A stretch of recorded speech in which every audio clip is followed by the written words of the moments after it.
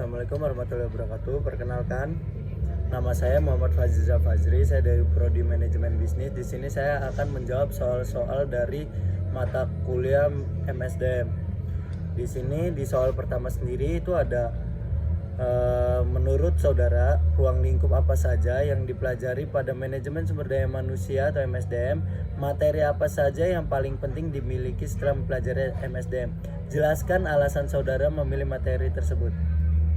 Jadi dari jawaban saya, di sini saya akan menjelaskan dulu yang pertama yang namanya itu ruang lingkup MSDM 1. Ruang lingkup MSDM sendiri itu ada dua, ruang lingkup MSDM 1 dan ruang lingkup MSDM 2. Terus kita bahas yang pertama dulu, ruang lingkup MSDM 1. Ruang lingkup MSDM 1 sendiri itu terdiri dari rancangan organisasi yang terdiri dari perencanaan sumber daya manusia, analisis pegawai, rancangan pegawai, tim kerja, sistem informasi. Yang kedua sendiri manajemen kinerja, terdiri dari penilaian manajemen, program peningkatan produktivitas, serta penilaian kinerja. Yang ketiga staffing, rekrut, interview, memperkerjakan, promosi, pemindahan, pengangkatan orientasi, metode-metode seleksi pegawai. Yang keempat sendiri itu ada pengembangan pegawai dan organisasi.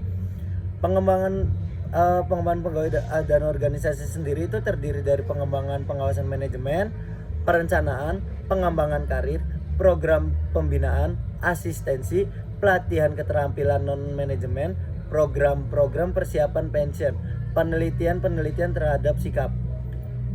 Serta ruang lingkup MSDM 2 sendiri itu terdiri dari sistem reward, tunjangan, dan pematuhan. Sistem reward, tunjangan, dan pematuhan sendiri itu terdiri dari program-program keamanan, pelayanan kesehatan medis, prosedur-prosedur pengaduan, disiplin, administrasi tunjangan asuransi, rencana-rencana pembagian laba atau pensiun, hubungan kerja. Serta yang kedua itu ada komunikasi dan relasi publik, sistem informasi atau laporan atau catatan SDM, komunikasi atau publikasi pegawai, sistem penyiaran, penelitian SDM.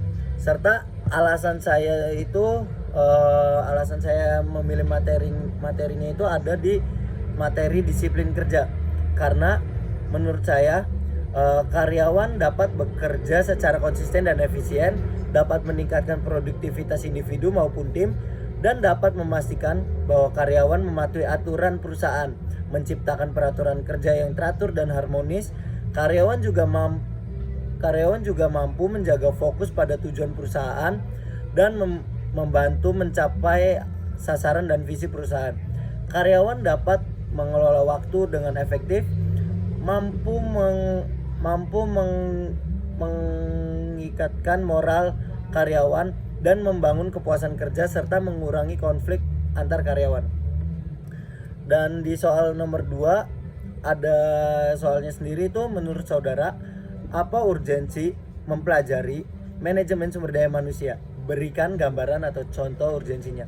Penjelasan contoh urgensinya harus berdasarkan aspek. Yang pertama aspek dari perencanaan SDM, kedua disiplin kerja, ketiga motivasi dan komitmen pegawai, keempat promosi, rotasi, demosi, yang kelima pelatihan dan pengembangan, yang keenam sendiri konflik dan stres kerja. Dan jawaban yang akan saya bahas itu dari pertama dari aspek perencanaan SDM sendiri. Contohnya itu ada ketika perusahaan tumbuh, perencanaan SDM yang baik diperlukan untuk mengantisipasi kebutuhan posisi dan keterampilan baru. Yang kedua, disiplin kerja. Kedisiplinan di tempat kerja penting untuk memastikan kelancaran operasional dan pematuhan terhadap aturan perusahaan. Yang ketiga, ada aspek motivasi komitmen pegawai. Contohnya itu ada karyawan yang termotivasi dan berkomitmen cenderung lebih fokus, produktif, dan berkontribusi secara aktif. Dan aspek yang keempat itu ada promosi, rotasi, demosi. Itu contohnya itu yaitu karyawan layak dipromosikan dan dipindahkan posisinya, membutuhkan manajemen yang adil dan transparan untuk memelihara semangat kerja. Yang kelima itu ada aspek pelatihan dan pengembangan. Contohnya itu ada peningkatkan keterampilan melalui pelatihan membantu perusahaan menyesuaikan diri dengan perubahan dan meningkatkan kapabilitas karyawan. Yang keenam sendiri itu ada aspek konflik dan stres kerja. Contohnya itu mengatasi konflik dan mengelola stres, membantu menciptakan lingkungan yang sehat, mengurangi absensi dan meningkatkan produktivitas. Kurang lebih penjelasan dari jawaban soal saya. Kurang lebih jika ada salah kata atau selebihnya saya mohon maaf. Terima kasih. Wassalamualaikum warahmatullahi wabarakatuh.